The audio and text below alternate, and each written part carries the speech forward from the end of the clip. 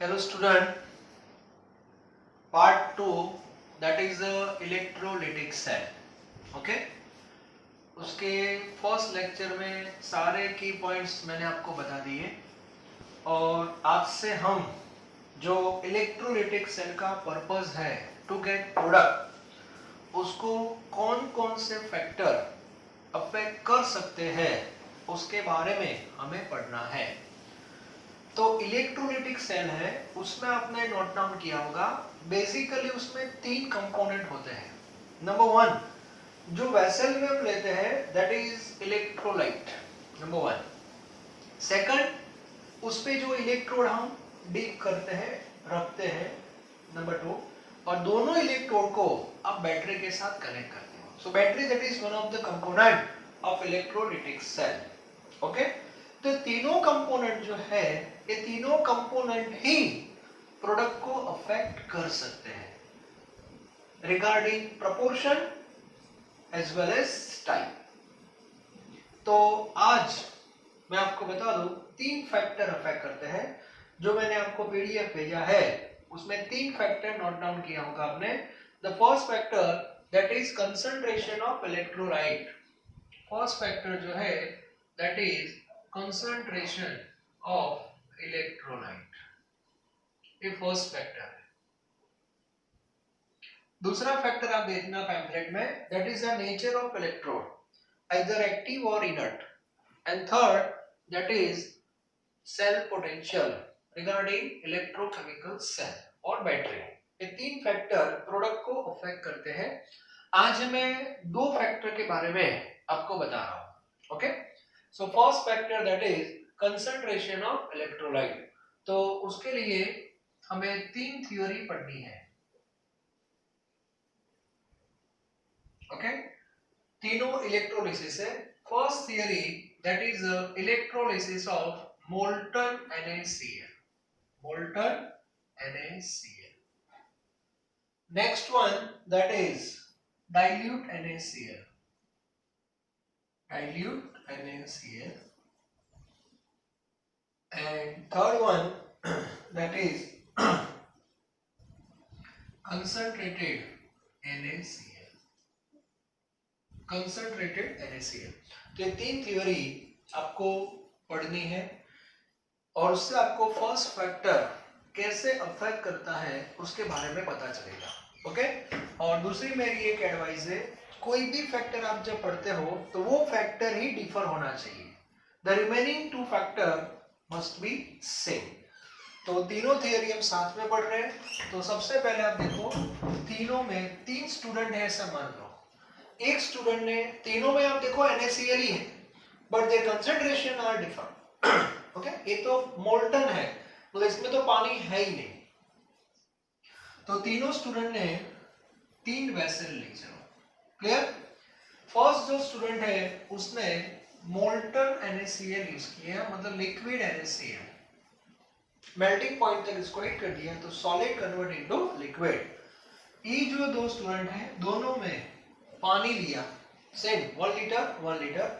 ये जो बंदा है उसने NaCl थोड़ा ही डाला 1 स्पून जितना ऐसा मान लो मतलब dilute form Na plus Cl minus H plus और OH माइनस। इसमें वाटर भी होगा। कंसंट्रेटेड में वाटर तो सेम है लेकिन NaCl 2 या 3 स्पून डाल दिया होगा ऐसा मान लेते हैं। तो Na plus Cl minus H plus है OH माइनस। ठीक है। सेकंड फैक्टर जो होता है that is the nature of electrode मतलब तीनों सेल में इलेक्ट्रोड सेम है inert. It means either made up of graphite और स्टील और प्लेटिनम व्हाटएवर। ओके, तो सेकंड फैक्टर जो है वो तीनों में सेम रहेगा। Third cell potential related with electrochemical cell it means battery. तो यहाँ जो बैटरी है वो भी सेम है तीनों में बैटरी सेम है। For example standard Daniell cell है और स्टैंडर्ड डेनियल सेल का सेल पोटेंशियल 1.10 होता है, सबको पता है। ओके, तो अब मुझे बताओ ये तीनों जो डायग्राम है उसमें कौन सा फैक्टर डिफरेंट है and that is concentration of electrolyte. अब ये तीनों स्टूडेंट ने प्रैक्टिकल किया इलेक्ट्रोलिसिस किया तीनों में रेडॉक्स हुआ और तीनों की जो प्रोडक्ट आई वो मैं आपके सामने रख रहा हूं। ओके, तो सबसे पहले यहाँ जो प्रोडक्ट मिली उसकी बात करते हैं। तो यहाँ पे देखो एनोड और कैथोड पे कौन से रिएक्शन हुए। एनोड ए है, आपको पता है, एनोड पॉजिटिव, कैथोड नेगेटिव। इसके बारे में आगे भी मैंने बता दिया। एनोड पॉजिटिव है तो Cl माइनस वहां पे जाएगा, वहां पे जाके एक इलेक्ट्रॉन लूज कर देगा and Cl minus convert into Cl2 gas, that is half Cl2। Cathode minus है तो Na प्लस वहां पे जाएगा, Na प्लस इलेक्ट्रॉन गेन करता है और convert into Na solid. So by this way we have two product, chlorine at anode and sodium metal at cathode. Na किस form में होगा, सॉलिड, और chlorine gas. Sodium metal deposited here and chlorine gas है, मतलब वो यहाँ पे cylinder में आपको कलेक्ट करना है। Is it clear? और बाद में दोनों का प्रोपोर्शन लेना है।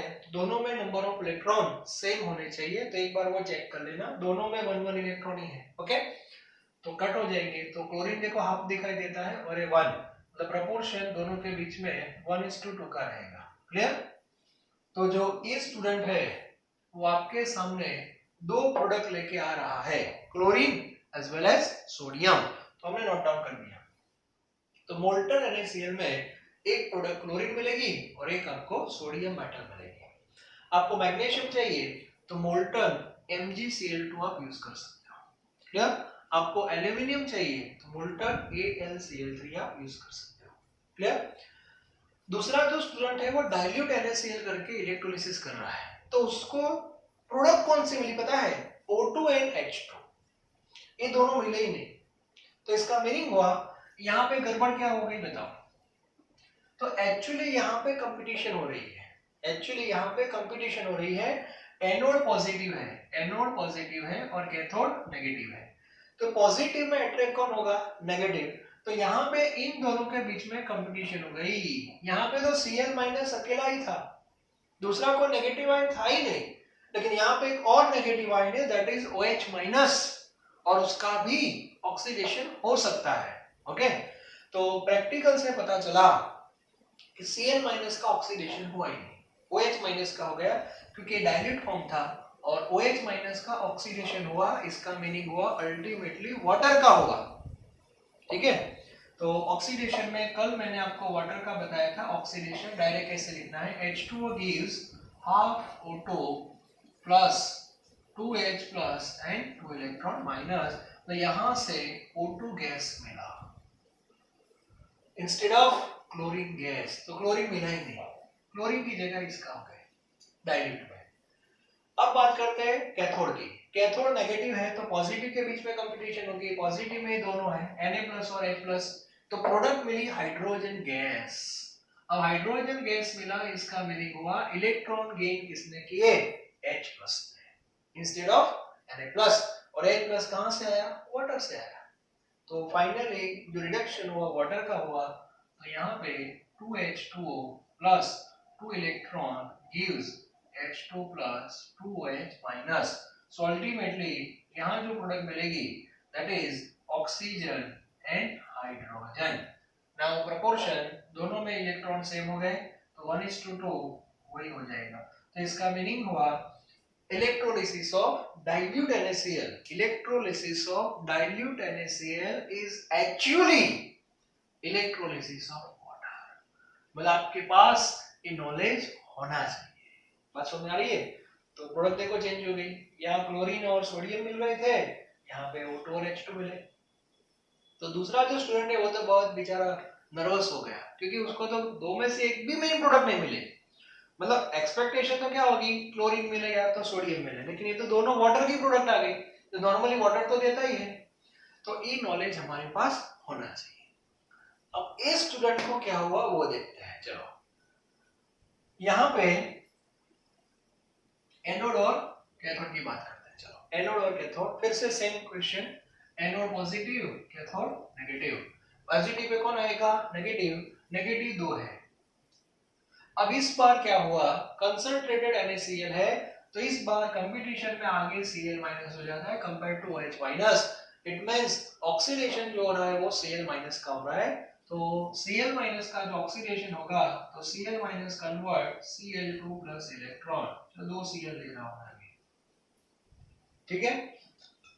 और दूसरी बात करते हैं कैथोड की। कैथोड नेगेटिव है तो पॉजिटिव 2 है, तो कंपटीशन में आगे कौन निकल गया, H plus instead of Na+। इसमें ऐसा हुआ, अभी H प्लस का ही रिडक्शन पोटेंशियल हो रहा है, तो H प्लस मिला मतलब वाटर का हुआ, सो 2H2O plus 2 electron gives H2 plus 2OH minus, okay.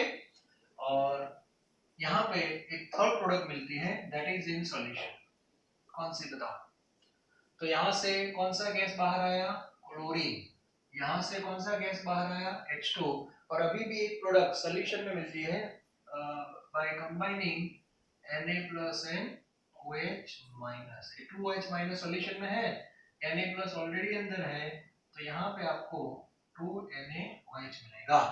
It means यहाँ पे आपको 3 प्रोडक्ट मिल रही है एक सॉल्यूशन। एनोड पे कौन आया, क्लोरीन, कैथोड पे हाइड्रोजन, और सॉल्यूशन में NaOH।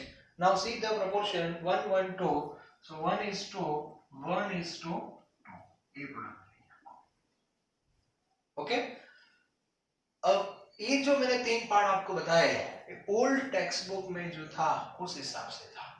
अब नई जो हमारी टेक्स्ट बुक है अकॉर्डिंग टू एनसीईआरटी, उन्होंने ये थ्योरी यहां से निकाल दी है, क्यों वो हमें पता नहीं है, ओके। तो अब आपको कंपैरिजन करनी है तो इन दोनों में ही करना बस फिनिश। ए है मोल्टन और ये है कंसंट्रेटेड NaCl, मतलब नई टेक्स्ट बुक में एक्वस NaCl लिखा है।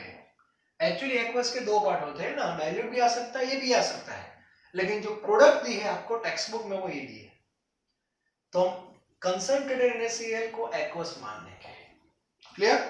अब यहाँ पे जो मैं अभी बता रहा हूँ आपको कंपटीशन के बारे में, सर ऐसा कैसा ये आगे निकल गया है पीछे, हमें कैसे पता चलेगा, आप लोगों के दिमाग में क्वेश्चन आ सकता है, नो डाउट।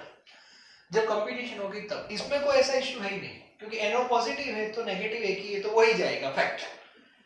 कैथोड नेगेटिव है और A पॉजिटिव है, एक ही है तो वही जाएगा, उसमें तो कोई ऑप्शन है ही नहीं। यहाँ पे जो इश्यू आया तो उसका मैं आपको साइंटिफिक आंसर दे रहा हूं, ठीक है। अब देखो, आपको जो PDF मैंने दी है उसमें ऐसा नोट करके मैंने नोट डाउन किया ही है। आप याद रखना, जब 2 आयन के बीच में कंपटीशन होती है तो पहले किस आयन को बेनिफिट मिलेगा, तो उसकी कंडीशन है, ओके। फॉर एग्जांपल एनोड की बात करते हैं, एनोड पॉजिटिव, चलो एनोड पॉजिटिव है तो अट्रैक्ट कौन होगा, नेगेटिव, तो नेगेटिव में 2 थे, Cl माइनस और OH माइनस, ठीक है।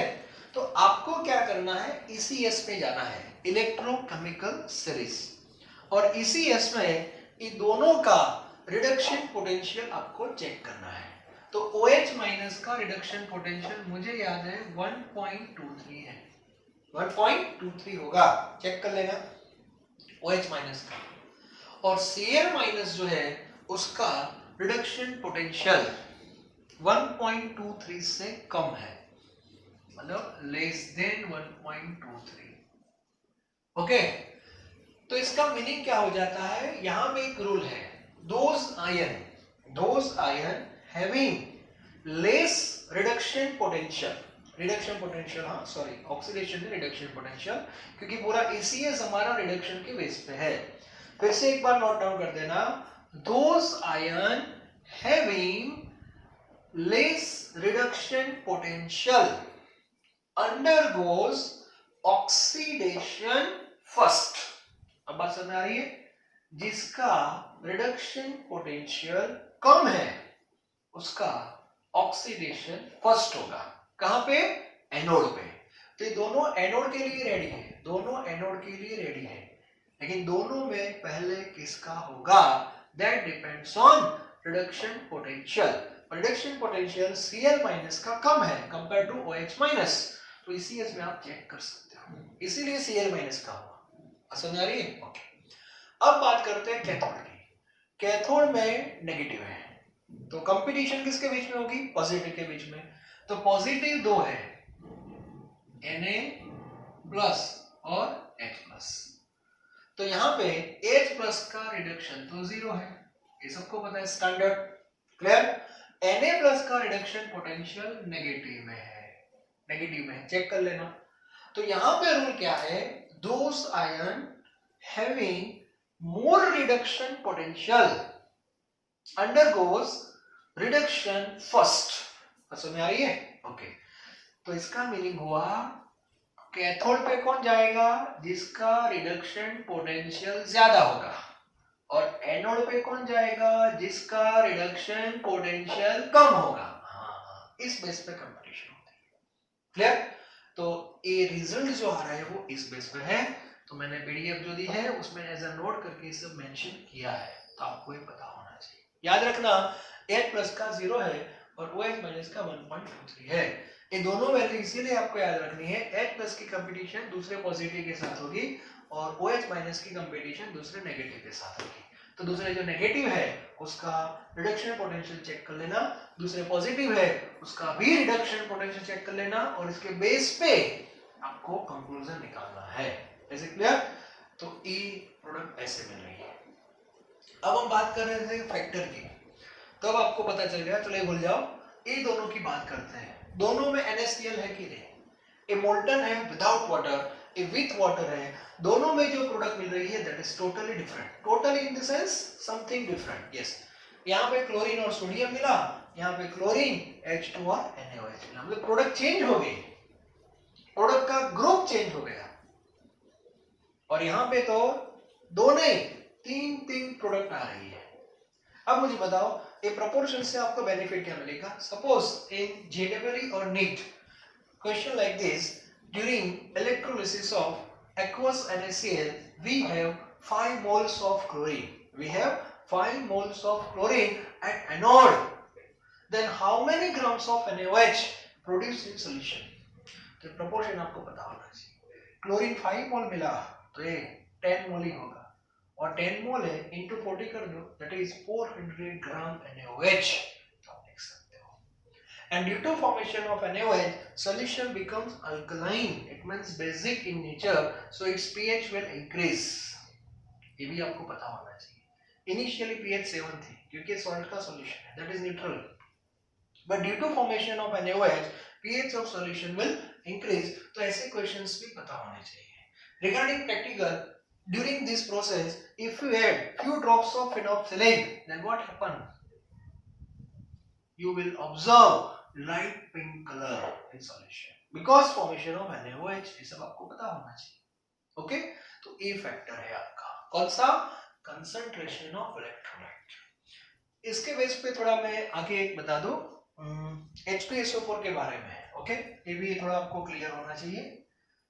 सल्फ्यूरिक एसिड, इसका भी हम इलेक्ट्रोलिसिस कर सकते हैं। अब इसमें देखो थोड़ा ज्यादा डिटेल में नहीं बता रहा हूं मैं क्योंकि टेक्स्ट बुक में कुछ है नहीं। सल्फ्यूरिक एसिड की हम बात करते हैं। तो सल्फ्यूरिक एसिड जो है उसमें पहली category dilute,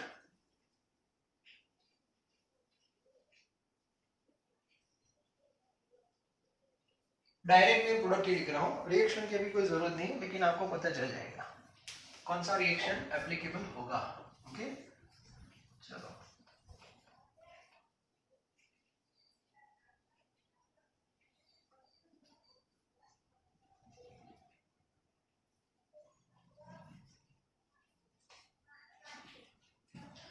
dilute NaCl second, concentrated H2SO4, okay, and third जो है that is a 50% H2SO4, मतलब 50% वाटर 50% H2SO4। इसमें सल्फ्यूरिक एसिड के परसेंटेज शायद थोड़े ज्यादा होंगे, ऐसा मान लेते हैं। ओके, इसमें कम होंगे। चलो डाइल्यूट में किसका पल्ला भारी है, पहले तो आयन लिखते हैं। चलो इसमें कौन कौन से आयन होंगे बताओ। सल्फ्यूरिक एसिड तो H+ होगा, SO4- 2 भी होगा और OH- भी होगा। ओके, इसमें भी same H+, SO4- 2 OH-, H+, SO4-। ये आयन कौन कौन से ना पहले वो आपको पता होना चाहिए। उसके बाद एनोड और कैथोड पे कौन किस बीच में कंपटीशन होगी वो थोड़ा आइडिया होना चाहिए। सबसे पहले एनोड की बात करते हैं। चलो एनोड पॉजिटिव है, एनोड पॉजिटिव है तो कंपटीशन किसके बीच में होगी? नेगेटिव के बीच में। ये दोनों नेगेटिव है और नेगेटिव है, इसका ऑक्सीडेशन नहीं हो रहा है, OH माइनस का हो रहा है और OH माइनस का होगा मतलब वाटर का होगा, तो वाटर का जो ऑक्सीडेशन होगा तो क्या मिलेगा? ऑक्सीजन। फिनिश। क्लियर हो गया? कैथोड में जो कंपटीशन होगी तो किसके बीच में होगी? पॉजिटिव के बीच में। पॉजिटिव एक ही है, नो प्रॉब्लम। H+ का रिडक्शन होगा तो क्या मिलेगा? H2। तो आपकी दो प्रोडक्ट फिक्स हो गई, एनोड पे O2 और कैथोड पे हाइड्रोजन। तो ये दो प्रोडक्ट आपको मिलेंगे। फिनिश। क्लियर? चलो यहां पे देखते हैं।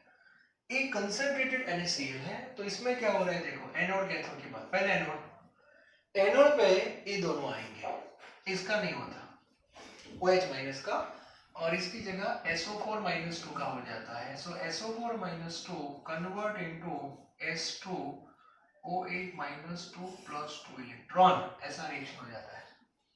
मतलब SO4-2 का हो जाता है, ओके। और SO4-2 कन्वर्ट इनटू H2O-8, और ये जो H2O-8 है वो मैं लिख देता हूं, इसके साथ कंबाइन हो जाता है 2H+ के साथ, तो आपको यहाँ पे H2S2O8 मिलता है, दैट इज मार्शल एसिड। ऐसा नाम कहीं पे आपने सुना होगा, पेरोक्सो डाइसल्फ्यूरिक एसिड। और कैथोड पे तो कौन जाएगा? एक ही ion H+, that convert into H2। तो यहाँ पे जो प्रोडक्ट मिलेगी वो आपको पता होना चाहिए। यहाँ पे देखो O2 नहीं मिलता, यहाँ पे आपको O2 नहीं मिलता, यहाँ पे आपको ये मिलता है Marshall acid, that is in solution. और कैथोड पे कौन मिलता है? H2। यहाँ पे O2 और H2 का कॉम्बिनेशन है, यहाँ पे ये दोनों का कॉम्बिनेशन है और ये 50% है। इसका मीनिंग होगा इसमें तीनों का होता है, इन दोनों का ऑक्सीडेशन होगा। मतलब एनोड पे कौन जाएगा? OH-, तो वहां पे आपको मिलेगा O2। इसका भी ऑक्सीडेशन होगा, मतलब सॉल्यूशन में आपको मिलेगा H2S2O8, और कैथोड पे आपको मिलेगा हाइड्रोजन। तो यहाँ पे तीन प्रोडक्ट आ रही है। So concentration that is one of the factor affecting product, हम लिख सकते हैं यहाँ पे दो प्रोडक्ट, यहाँ पे दो प्रोडक्ट, यहाँ पे तीन प्रोडक्ट, तो ये पता होना चाहिए। टेक्स्ट बुक में एक या दो लाइन में कहीं पे कॉर्नर पे लिखा हुआ है, मैंने उसको थोड़ा डिवाइड करके बता दिया आपको, डाइल्यूट, कंसंट्रेटेड और 50% H2SO4। टेक्स्ट बुक में ये थोड़ा दिया है कंसंट्रेट के बारे में, तो ये क्लियर होना चाहिए। This is for JEE and NEET, okay. चलो आगे बढ़ते हैं। दूसरा फैक्टर कौन सा है जरा नोट डाउन करो, nature of electrode. This is the second important factor, that is the nature of electrode. अब नेचर ऑफ इलेक्ट्रोड आपको पढ़ना है तो अब क्या करना पड़ेगा? बाकी जो दो फैक्टर है उसको सेम रखना पड़ेगा। क्लियर? चलो, ये थियरी भी टेक्स्ट बुक में नहीं है लेकिन फिर भी हम पढ़ेंगे क्योंकि एक सीक्वेंस को हमें फॉलो करना है वन बाय वन। तो सेकंड फैक्टर जो है that is nature of electrode. चलो इसमें हम ज्यादा नहीं, दो थियरी पढ़ेंगे बस, only two. So first theory, that is electrolysis of CuSO4 aqueous. Electrolysis of CuSO4 aqueous by active electrode of copper. And second, electrolysis of CuSO4 aqueous. Electrolysis of CuSO4 aqueous by inert electrode of graphite. Clear? तो इसमें difference कहां पे create हुआ? तो यहाँ पे active electrode of copper है और यहाँ पे इनर्ट इलेक्ट्रोड ऑफ ग्रेफाइट है, और दोनों में जो फर्स्ट फैक्टर है concentration that is same, first and third that is same, second is different. Okay, basically ये थियरी जो है वो मेटलर्जी में आपने पढ़ी होगी, दैट इज पेरिफिकेशन, पेरिफिकेशन ऑफ कॉपर, इसको हम डाल सकते हैं। चलो फिर से एक बार, वेसल दोनों में सेम, क्लियर, दोनों में फर्स्ट फैक्टर सेम रखना है। कंसेंट्रेशन ऑफ इलेक्ट्रोलाइट, इलेक्ट्रोलाइट कौन है, कॉपर सल्फेट, लेकिन उसका कंसेंट्रेशन भी हम सेम रखेंगे। ओके, कोई भी ले सकते हो, तो यहाँ पे Cu2 plus SO4 minus 2 H plus और OH माइनस हम लिख सकते हैं। यहाँ पे Cu2 plus SO4 minus 2 H plus है OH माइनस, तो ए फैक्टर जो था वो दोनों में सेम लिया मैंने। Now second factor, nature of electrode. So active electrode of copper, तो यहाँ पे दो इलेक्ट्रोड है, both electrode made up of copper, but this electrode is impure copper, ये इम्प्योर है, और ये जो इलेक्ट्रोड है दैट इज प्योर कॉपर। तो बेसिकली मैंने पहले ही बता दिया कि पेरिफिकेशन का टारगेट है। यहाँ पे जो दो इलेक्ट्रॉन होंगे वो ग्रेफाइट के हैं और दोनों इनर्ट है। Inert means does not take part in chemical reaction. अब इसमें प्योर इम्प्योर कॉपर है, इसका मीनिंग हुआ कि इसमें कॉपर के साथ सम इम्प्योरिटीज इज प्रेजेंट। एनालिसिस किया तो पता चला इम्प्योरिटी में नॉर्मली गोल्ड है, पीटी है, एजी है, इस टाइप की इम्प्योरिटी उसमें होती है। सर गोल्ड की इम्प्योरिटी, गोल्ड इज इम्प्योरिटी, हाँ, अकॉर्डिंग टू प्रोपोर्शन, जिसका प्रोपोर्शन कम है वो इम्प्योरिटी बोल सकते हैं केमिस्ट्री की लैंग्वेज में, उसकी प्राइस नहीं देखते हैं। ओके, तो हमारा पर्पस क्या है कि जो मेटल रोड है उसमें कॉपर के एटम भी है और साथ में इम्प्योरिटी के एटम भी है, और ये तो पूरा कॉपर का ही है। ओके, और ये दोनों ग्रेफाइट। चलो थर्ड फैक्टर की बात करते हैं, दैट इज सेल पोटेंशियल, और थर्ड फैक्टर हम दोनों में सेम रखेंगे, मतलब अगेन स्टैंडर्ड रेडियल सेल। क्लियर? अब मुझे बताओ ये दोनों डायग्राम में जो डिफरेंस क्रिएट हुआ है that is due to nature of electrode, active and inert. अब प्रोडक्ट का एनालिसिस करते हैं। चलो, तो सबसे पहले यहां पे बात कर रहे हैं, ये एनोड बनता है और ये कैथोड बनता है। अब आप बोलोगे सर कंपटीशन वाला कॉन्सेप्ट इसमें आएगा? नहीं, ये थियरी में कंपटीशन वाला कॉन्सेप्ट नहीं आएगा कि चलो ये दोनों में से किसकी कंपटीशन होगी। इसका रीजन है ये दो इलेक्ट्रोड जो है, इलेक्ट्रोड इटसेल्फ इज एक्टिव, वो खुद रिएक्शन में इन्वॉल्व होगी। ये तो आयन तो रेडी है, हम आए, तो इलेक्ट्रोड बोलेगा दोनों में से किसी को नहीं आना है, मैं आ रहा हूं, मैं खुद मेटल हूं। ओके, तो यहां पे कॉपर जो है उसका ही ऑक्सीडेशन होगा। Copper itself take part in chemical reaction. आप बोलोगे सर इंप्योरिटी का नहीं होगा? नहीं, इंप्योरिटी है वो इनर्ट है कंपेयर टू कॉपर। तो यहाँ पे क्या होने वाला है देखो, तो कॉपर का जो ये रोड है इंप्योर कॉपर है, उसमें कॉपर के जितने एटम्स होंगे वो gradually undergoes oxidation and Cu solid convert into Cu2 plus 2 moles electron. तो इसमें जितने भी कॉपर के एटम्स हैं वो ग्रेजुअली कन्वर्ट हो जाएंगे आयन में, and ion that is dissolved in solution Cu2+। आप बोलोगे सर वो इंप्योरिटी का क्या हुआ? इंप्योरिटी जो है वो एज इट इज ही रहेगी, मतलब एटम फॉर्म में है। अब उससे होगा क्या, कॉपर के जो एटम सपोर्ट में थे वो सब निकल जाएंगे धीरे धीरे, तो इंप्योरिटी के एटम है उसको सपोर्ट नहीं मिलेगा। So after some time all atoms of impurity deposited on the bottom of vessel, तो यहाँ पे जो impurity है वो कलेक्ट हो जाएगी, and that part is known as anode mud. आपने ऐसा कहीं सुना होगा, एनोड मड। ओके, तो एनोड मड बोलते हैं इसको। इंप्योरिटी एटम फॉर्म में ही रहेगी और पीपीटी फॉर्म में नीचे कलेक्ट हो जाएगी बॉटम पे। ओके, और जितने भी कॉपर के एटम थे वो सब तो आ रहे हैं, वो तो Cu2+ में कन्वर्ट हो रहे हैं, और Cu2+ जो आया वो वापस इधर चला जाएगा। ए भी जा सकता है, ए भी जा सकता है। ओके, क्योंकि वो कैथोड तो नेगेटिव है, तो यहाँ पे रिडक्शन होने वाला है, तो Cu2+ इलेक्ट्रॉन क्या करेगा, गेन करेगा and convert into copper solid. Clear? तो यहाँ पे कॉपर डिपॉजिट हो जाएगा।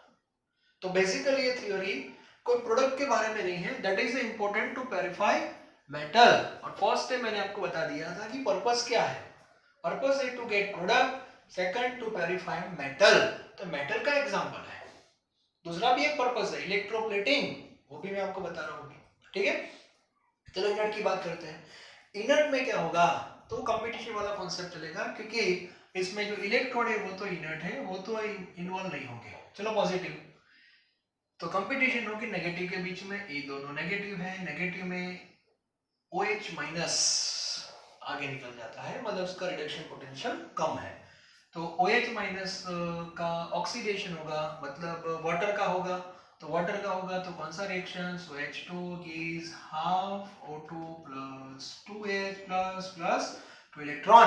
ये सारे रिएक्शंस जो है वो आपके ब्लड में आ जाने चाहिए। Oxidation of water, reduction of water, ये सब क्लियर होना चाहिए। वाटर मेन है, O2 मिलता है इन द सेंस आपको ये रिएक्शन लिख देना है बस, और आगे इसका हमें यूज करना है थर्ड फैक्टर में, इसीलिए मैं अब रिएक्शन लिखवा रहा हूँ। चलो कैथोड, कैथोड नेगेटिव है तो कंपटीशन किसकी होगी, इन दोनों की होगी। अब हमें अब पता है इसकी वैल्यू 0 है रिडक्शन पोटेंशियल, और उसका रिडक्शन पोटेंशियल 0.34 है, प्लस है, तो इसका ज्यादा है, तो Cu2 plus 2 electron gives Cu solid. और सॉल्यूशन में एक रिएक्शन होगा between 2H plus and SO4 minus 2, that is sulphuric acid. तो इसमें भी आपको एक साथ तीन प्रोडक्ट मिलेगी, एनोड, कैथोड और सॉल्यूशन। एनोड पे ऑक्सीजन, कैथोड पे कॉपर, और सॉल्यूशन में H2SO4। Now see the proportion, 2 electron है, हाँ 1/2 है, यहाँ पे 1 और ये भी 1, 1:2, 1:2, pH क्या होगी, इंक्रीज और डिक्रीज, तो pH यहाँ पे क्या होगी, decrease, because formation of H2SO4। तो एक क्लियर होना चाहिए। तो इस बेस पे हमारा ये सेकंड फैक्टर हम बोल सकते हैं। अभी मैंने बात की आपको इलेक्ट्रोप्लेटिंग की, उससे पहले 2-3 पॉइंट क्लियर करवा दो। प्यूरिफिकेशन में कॉन्सेप्ट क्लियर हो गया, जो मेटल को प्योर करना है उसको बैटरी के पॉजिटिव टर्मिनल के साथ ऐड कर दो, और प्योर को नेगेटिव के साथ। ये क्लियर हो गया, ओके।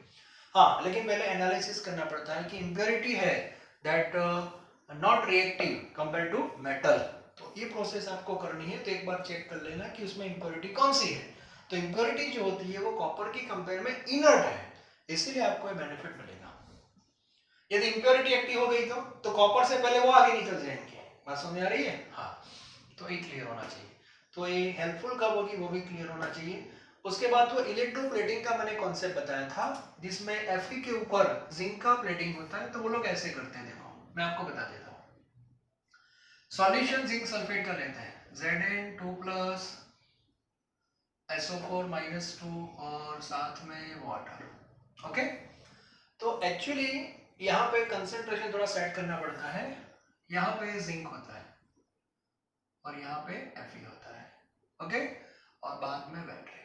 तो ये लोग क्या करेंगे, जिंक को यहाँ रखेंगे, तो जिंक में से Zn2 प्लस यहाँ पे आता है, और Zn2 प्लस ऑलरेडी इसमें है, मतलब इसका कंसेंट्रेशन बहुत हाई हो जाता है। तो फिर वो कॉन्सेप्ट नहीं चलता कौन आगे जाएगा कौन पीछे जाएगा, Zn2 प्लस यहाँ पे जाएगा ड्यू टू रिडक्शन, और Fe के ऊपर जिंक का प्लेटिंग हो जाएगा, okay. And this is the concept about galvanised iron. तो Fe के ऊपर जिंक का कोटिंग ऐसा लगता है, फैक्ट फिक्सन है, ओके। तो आज मैंने दो फैक्टर कंप्लीट कर दिए हैं। दोनों फैक्टर कैसे पढ़ने हैं, रिएक्शंस क्लियर होने चाहिए, और लास्ट फैक्टर हम नेक्स्ट लेक्चर में पढ़ेंगे, दैट इज सेल पोटेंशियल। तो उससे आपको पता चलेगा कि दो फैक्टर तो सेम रहेंगे, लेकिन जो प्रोडक्ट मिल रही है उसका जो अमाउंट है वो चेंज होने वाला है, और उसके बेस पे ही आगे आपको न्यूमेरिकल सॉल्व करने हैं। लेकिन न्यूमेरिकल कब आएंगे, जब आपके पास से सारे रिएक्शंस परफेक्ट होने चाहिए। रिएक्शन पहले पता होने चाहिए कि हाँ O2 मिलता है due to this reaction, H2 मिलता है due to that reaction, copper मिलता है ड्यू टू दैट रिएक्शन, ये सब पता होना चाहिए आपको।